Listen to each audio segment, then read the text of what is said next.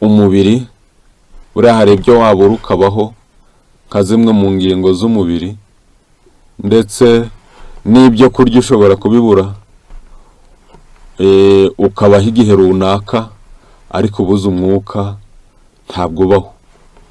Nta gihe niyo umuntu yapfuye aba ari wowe bavuga ko avuyemo umwuka, ndetse n'iyo arembye ngo babanza kumva ko agitera kuka.